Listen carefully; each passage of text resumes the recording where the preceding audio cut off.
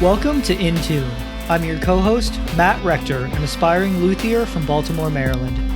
And I'm your other co-host, Ethan Morset, a music producer and founder of Blue Haven Music based in Minnesota. Our goal is to provide value to enterprising musicians, artists, and craftspeople by sharing our conversations and the lessons we've learned along the way. If you like our content, help us out by following us and giving us a positive rating on whatever platform you listen to podcasts. Tune in for new episodes on the first and third Wednesday of each month.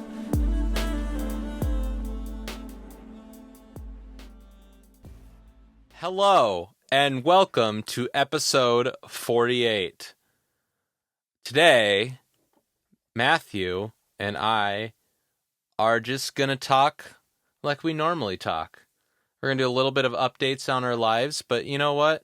Nothing formal, no real theme today. We're just going to, talk. This will sound exactly what our phone calls sound like when we talk to each other over the phone. So you'll get a sneak peek on what that's like. So, Matt, what's up? Homie. Yes, because that's how you talk to me. Nothing too crazy. I do want to just shout out some of our regular listeners. To Chris, to Christian, to Tim, trying to think who else do we got? Our moms, Mrs. Morset. Woo!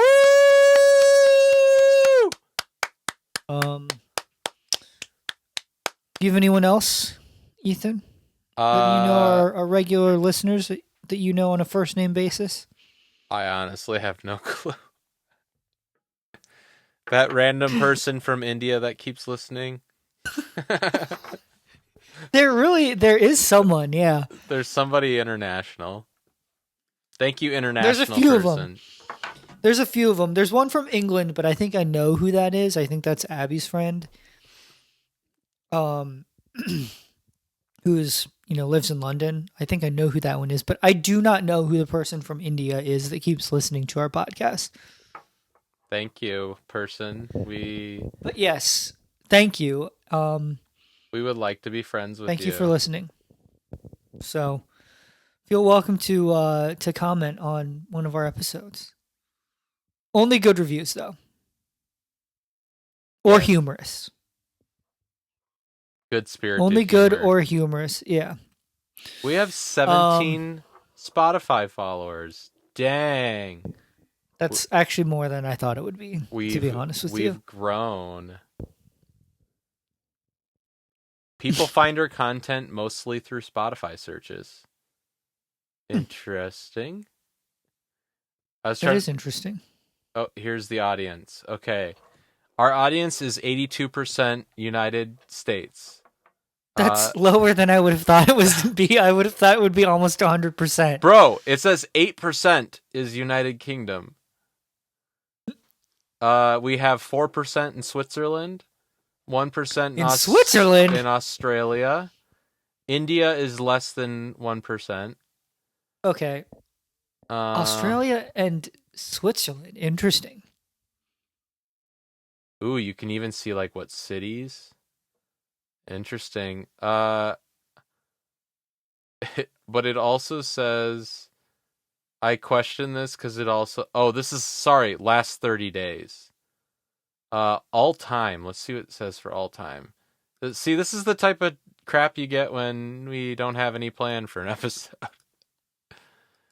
Oh, come on. So the reason I was I noticed it was not the right thing, a different age range, or it wasn't our entire audience, because it said 100% of our listeners are male. Only guys listen to our podcast. I would say it's probably more male, but... Oh, yeah, definitely, but it can't be... Oh, there we go. It can't... there's no way it's 100%. Right. That can't be right. I can't get it to work right now. So anyway, interesting stuff. Very, very interesting stuff. Um, Anyway, you were asking me what's up, kind of what's going on, any updates. I am 2 weeks. I guess I'm in week 3 of the Mortise and Tenon apprenticeship program. oh yeah. It's a traditional hand tool woodworking apprenticeship that is hosted by Mortise and Tenon magazine, which is one of my favorite publications on woodworking. It's a magazine that celebrates historic furniture making, pre-industrial furniture making, and just pre-industrial woodworking in general. So I've been doing that and been having a lot of fun with that. Nice. So How far are yeah, you through the class? it's 8 weeks, so I'm in week 3. Okay, So about halfway. yeah, getting next end of next week will be halfway. Um, just kind of crazy how fast it's gone. I've got a few different projects in the works. Um, it's a skill based class, and to be honest, I am. There are some complete beginners in the class. There are some people who are more experienced. I would say I am. I don't want to say I'm someone like who's like maybe the most experienced. I would not claim that. But I would say I'm not, definitely not a complete beginner. So a lot of these things are things that I have done before. Um, but there's something they have called the Journeyman Challenge, and I'm doing that part as well. And if you complete the challenge, there's some sort of special reward at the end that's secret. I don't know what it is, but you also get your name, I think, in the magazine. Um, the next issue of the magazine, they have like a little mention for those who complete the Journeyman Challenge. So, Cool. uh, yeah, I'm hoping to get my name in the magazine. So, um, You can do it. yeah, I guess since we're just kind of chatting today, well, first I'll ask, what's going on with you? Any updates for you? Uh, no. uh, I got a drum amp. Um, Drum amp, like for your electronic drum kit? yep. You can't see it, but it's like on the other side of the snare drum there. It's in the darkness. You can't see it. It's like in the darkness. But it's big. Here, I can shine a light on it maybe. That literally does not help at all. Mm. Let me just get out of the way. You're not gonna be able to see it, but Okay. I got a drum. I'll send you a pic.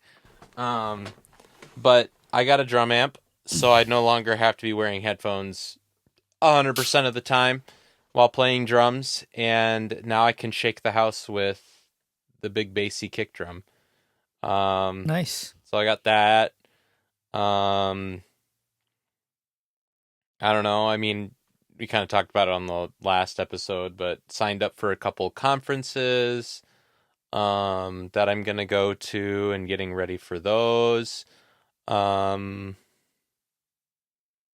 I don't know. It's been a couple bit busy last couple of weeks. Like I had my parents come a couple weekends ago, and then and then Megan came last weekend. Oh yeah, how was Um, that? it was good. It How are was, your folks doing, and how's Megan doing? they're all doing good. Um, kind of the same old, same old. Nothing, nothing too crazy, but been busy with that, and so in this weekend we were maybe gonna have company over for Easter, but it sounds like that is not gonna happen. So I'm just gonna enjoy laying low this weekend. To be like honest, I'm kind of feeling pretty tired tonight because like this week I've had like I had Monday off, right? But like I don't just sit and watch like YouTube and sleep in all day and like do just do nothing with that day. So I like work all day, and then in the evening I had a coaching call with my music licensing coaches from 4 to 5, and then at 6:30 I joined an organization called NSAI. It's like Nashville Songwriters of something, like it's like a songwriting organization. Um, I joined them, and there's a chapter in in the Twin Cities here. Um, and I joined that organization and I attended my first meeting on Monday. So Monday, like evening, was busy. And then yesterday, I had another mentor session with my production coach, which is my other coach. I don't know if everyone can keep those straight, but and then date night, and then tonight we have the podcast. So it's just been like no evenings free this week so far. Tomorrow I do, so I'm just feeling a little tired. I'm sure that's how you feel. You just go go go go go. Um, but I don't know. I've been like trying to do a lot better at like in general, um, letting my foot off the gas pedal a little bit more, so to speak. Um, and because I, as you know, like was just starting to feel kind of stressed and burnout, um, and so I've been just trying to experiment with not going quite so hard, um, and it's been kind of nice, Um, I don't know. You know me. I mean, like my to-do list is in here, and I like try to check off as many things from it day after day after day, and I was just getting worn out and sick of it. So I've just learned I need to back off a little bit more. A year from now I'll inevitably be going too hard again. That's just how it is. But Yeah. there's your clock again. But that's good that the Mortis and Tenor thing is going good. Feel like you're learning a lot. Like I know you said some of it is a review, and um, you feel like do I you feel like am. you're learning things at at least some things. Yes. I would say that I am learning a lot about pre-industrial craftsmanship. Um so while I know how to say, I've cut mortise and tenon joints before. I've cut dovetail joints before. I've done stock prep by hand before. But I think a lot of times what you see on YouTube and things like that, they're very machine oriented. So, say for example, uh,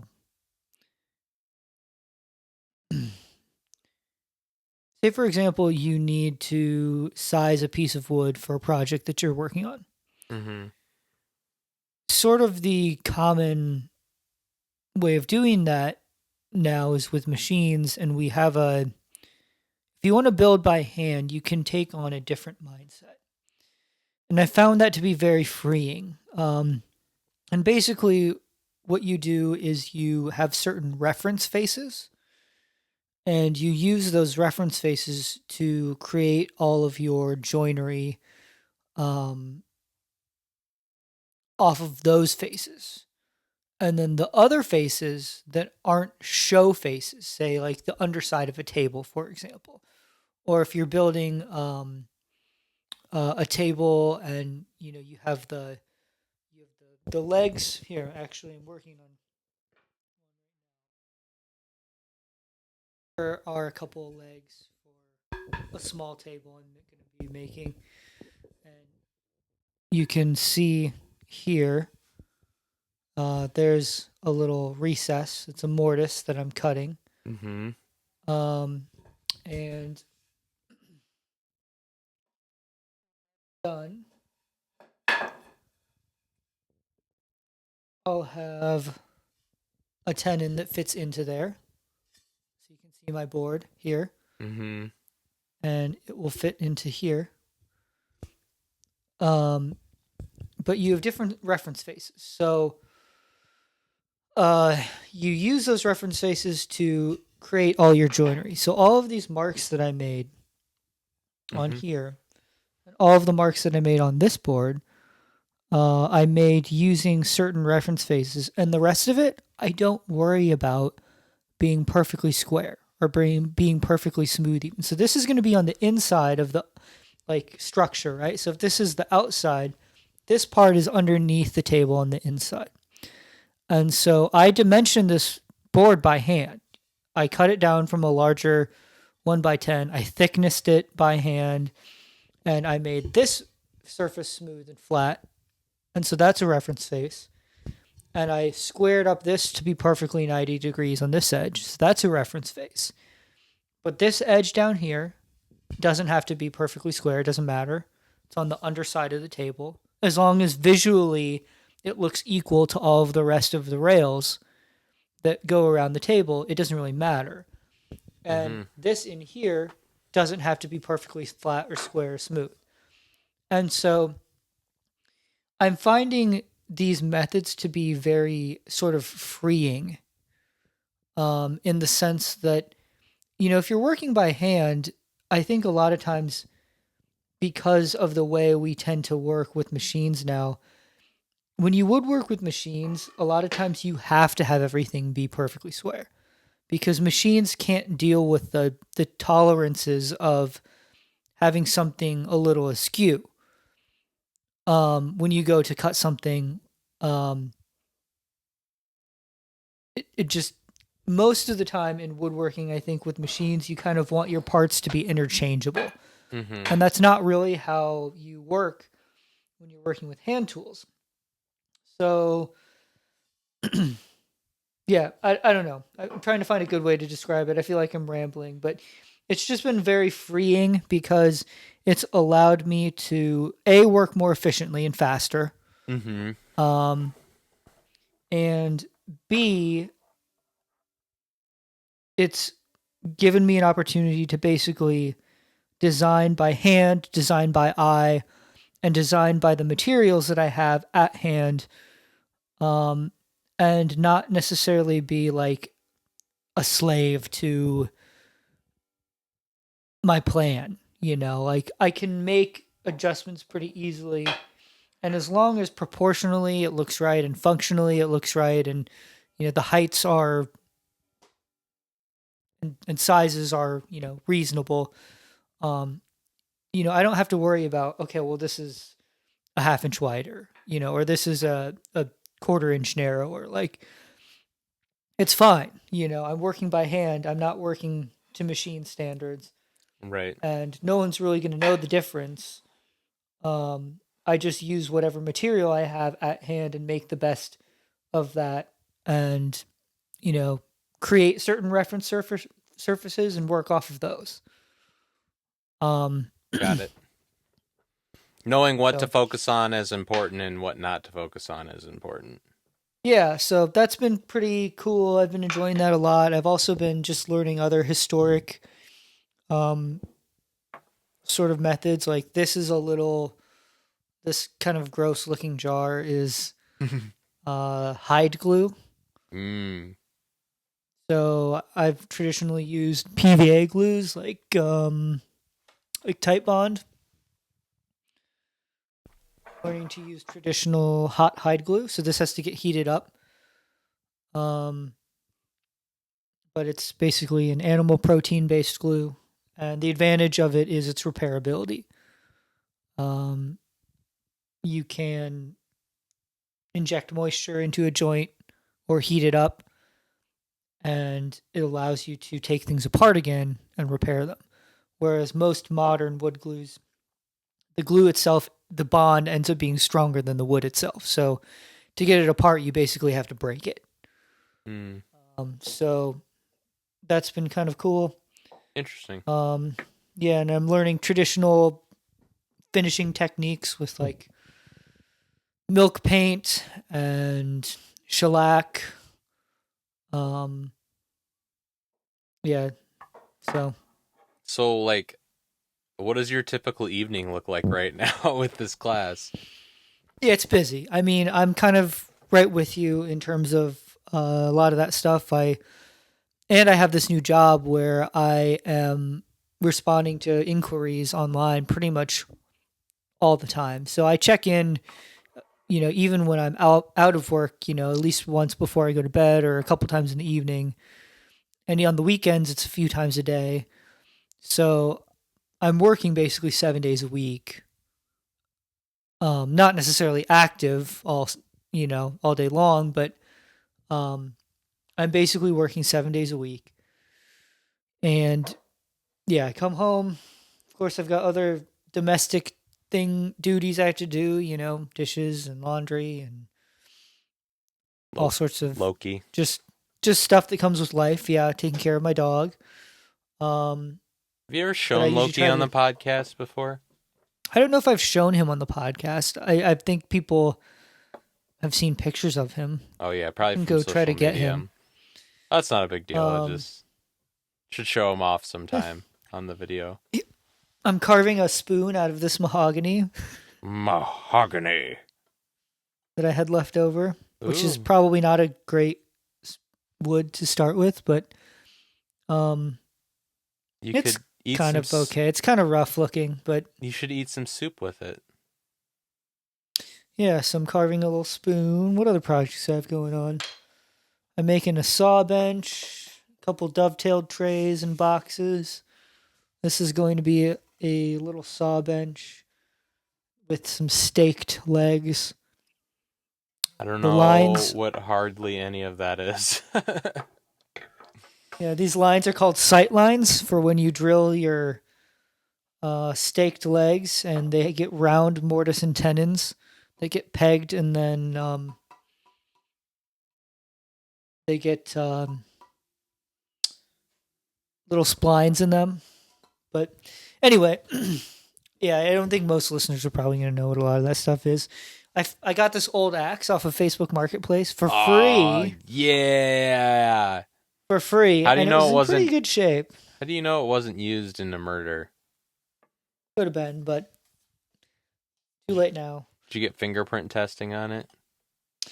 Well, I've already stripped the finish off the handle and refinished it. So, but I need to get this sharpened up, and I'm going to be cutting down a tree for my class. So, yeah, been having fun with that. So if you see a madman running around with an axe, you know that he's not really a madman. He's just gonna cut a tree down.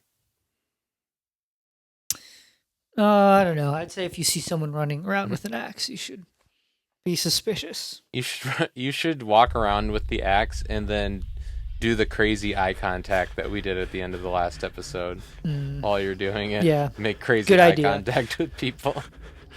Good idea. Oh my gosh. When do you where you go cut the tree down? And is it with that guy that you got connected with on that Facebook group or whatever? Yes, it is. That'll be in week 7, so that'll be I think sometime around mid-May. Okay, make sure you let Abby know where you're going. Share your Well, I'll be safe. location on your I'll be phone. safe because I'll be safe because I have an axe. I don't know. We'll see. Um, I guess since this is sort of an impromptu episode, do you have, as someone who is not a luthier or a woodworker, do you have any questions about those topics for me? Just random questions. How do you avoid getting sawdust in your hair? I don't. It just happens, and I have to, take a shower. Do you ever show up to work and have sawdust fall out of your hair? Be honest. Generally, I would say no. Is it Although, possible that it's happened before and you just weren't aware of it? though I don't make a ton of sawdust.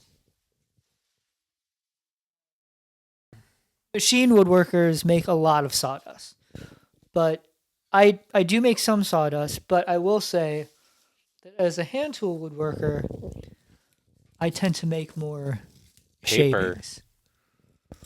I think Yeah, that so- looks. I kind of want one of those. That looks fun. Well, I've got a whole trash can that is completely full of them. So So when I come visit and we do the Appalachian Trail, I can come take them home with me. I started my grill with a bunch of my shavings the other day, and Abby said it smelled really nice. I would imagine. Shaved wood. Mm. Uh, when you know what I realize when I quit my job, when I come stay with you, I don't have to leave by any particular time.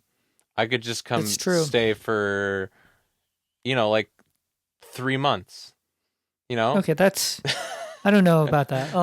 Bro, we lived together in college. We can We handle it. did. We did. I'm just, you know what, you could come out here and you could build your own guitar with me. There we go. There we go. That'd be fun. Um, I don't know. I mean, I feel like Luther is like one of those things that like I don't even know what to ask. like it's just a whole different all the stuff you talk about like it's like a foreign language to me. Um like just different types of joints and like I'm pretty sure you've said at least like 4 words today that I've never heard ever. Um Okay, well here's something I guess that might be helpful to non-woodworkers. Most traditional woodworking joints. So a joint is basically joining two pieces of wood. two pieces of wood. So most joints in woodworking can be classified in, I would sort of divide them up in three main categories. So you have dovetails. Here I have an example. Hold on.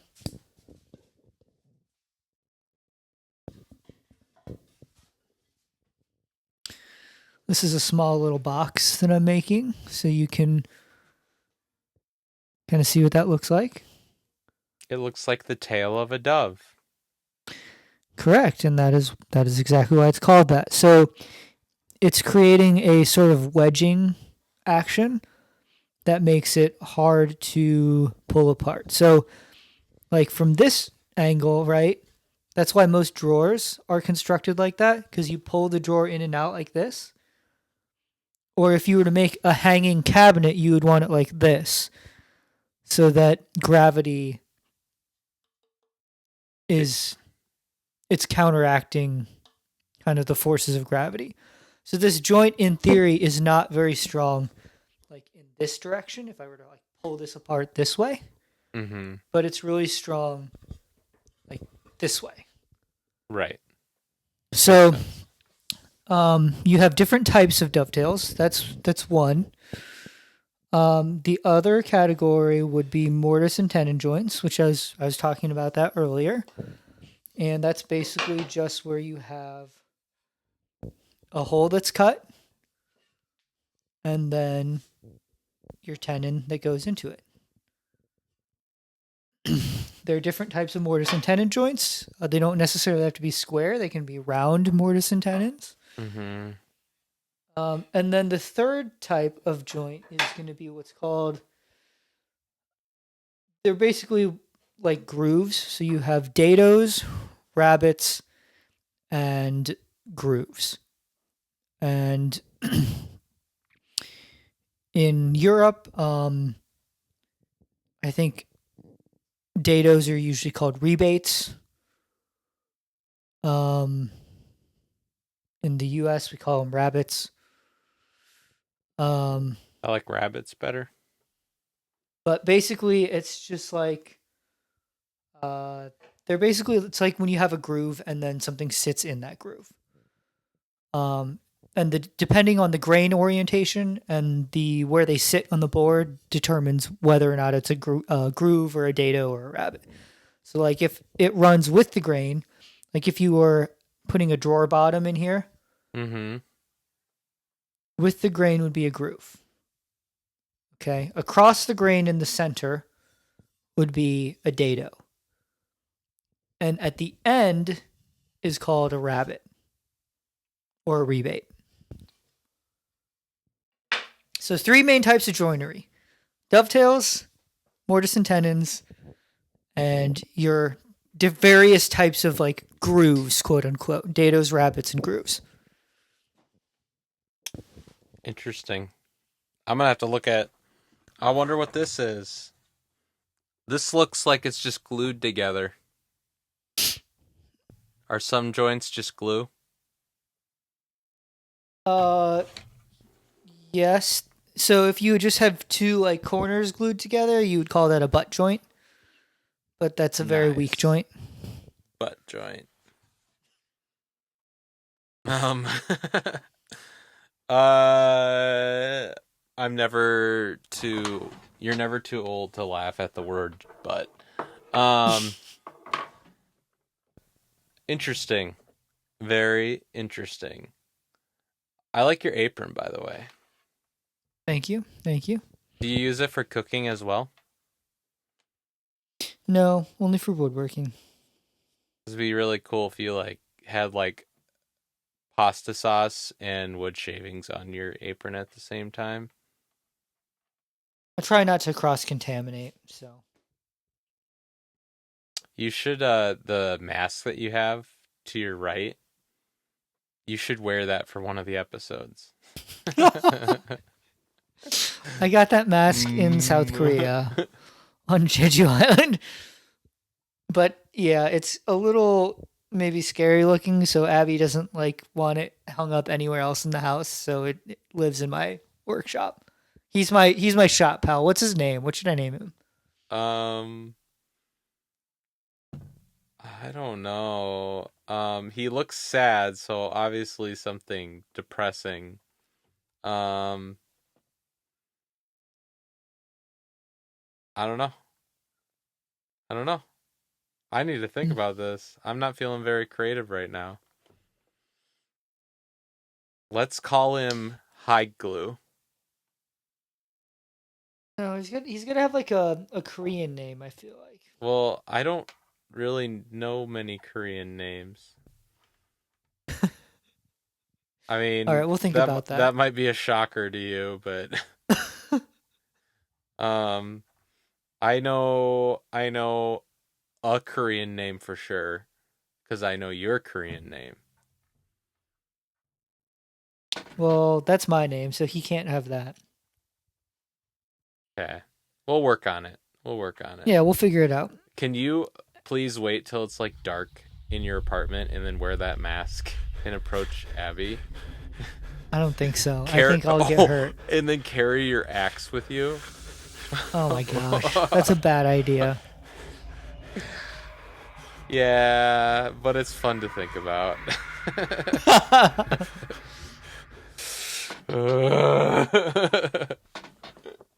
Here comes Hide Glue. He's coming Oh after my you. gosh. It's the hash slinging slasher. Oh my goodness. Well, All right. is that it? Is that all I we mean, have to that's talk it. Did about? you did you have anything that you want to share about, the craft of music production? Since I talked about a lot of woodworking stuff. Uh, I don't know. I click some buttons and I strum some chords and I press record and then it just comes together. All right. I think that's it for this episode.